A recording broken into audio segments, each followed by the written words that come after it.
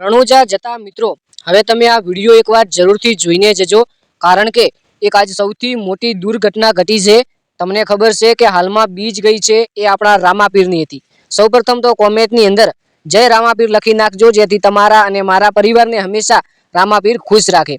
હવે મિત્રો, જે રણુજા જતા હતા ત્યારે કંઈક એવી ઘટના બની છે, જે ઘટના જોઈને જે રણુજા લોકો જાય છે તે પણ ઊભા રહ્યા, જે ચાલતા જાય છે અને ગાડીઓ લઈને જાય છે તે પણ ભાઈ ઊભા રહ્યા અને આ ભાઈની મદદ કરી છે। પહેલા તો તમે આ ગાડી જુઓ કે સ્વિફ્ટ ગાડી દેખાઈ રહી છે, તે ગાડીનો ભયાનક રીતે દુર્ઘટના બની છે અને આ એક રામાપીર જતા બન્યું છે।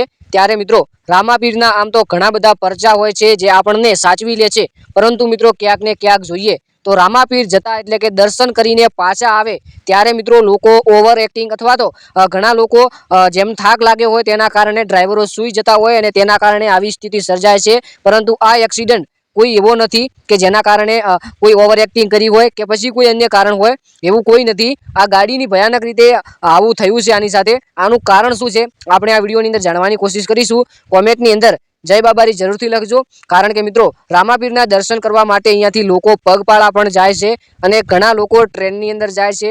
ત્યારે અમુક લોકો છે પોતાની ગાડી લઈને મિત્રો દર્શન કરવા જાય છે અને સારું કહેવાય કે આપણા રામાપીર બાપજીના દર્શન કરે છે। આપણું એક હિન્દુ ધર્મ છે અને આપણા ધર્મની અંદર આ આવે છે। ત્યારે મિત્રો ગાડી લઈને લોકો જાય છે ત્યારે મિત્રો આ ગાડીનો એક ભયાનક રીતે એક્સિડન્ટ સર્જાયો છે।